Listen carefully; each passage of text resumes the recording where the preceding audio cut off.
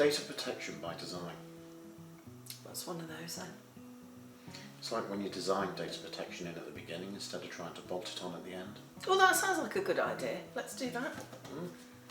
So the whole idea, data protection by design and data protection by default. So the idea is that we think about data protection before we even do anything with any information or introduce any new technology. We think about data protection first.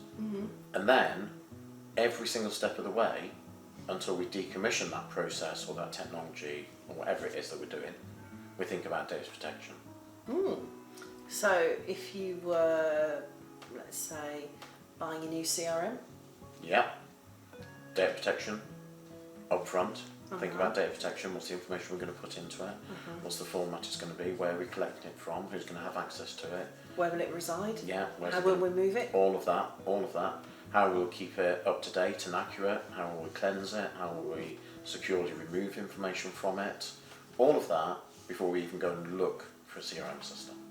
That's a good idea, because that will probably save a lot of time and money later on, wouldn't it? And then, you see, because you've thought of it up front, you're building processes to make all of that happen as you adopt the technology, as you implement the technology, and as you use the technology.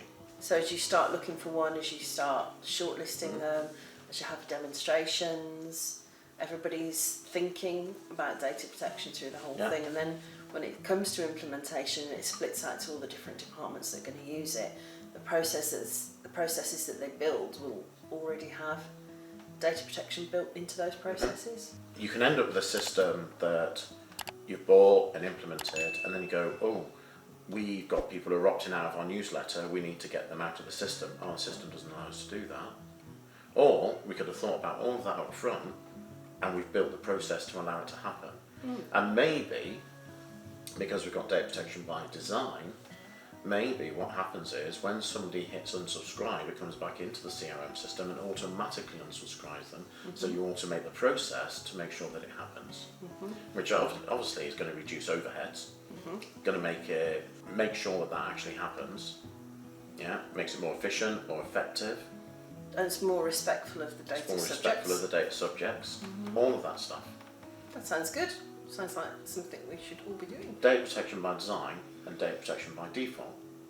And you know what it does? It stops you buying systems that have things like American date format in them. Which is fine if you're American. Yeah, but Of we're not. course.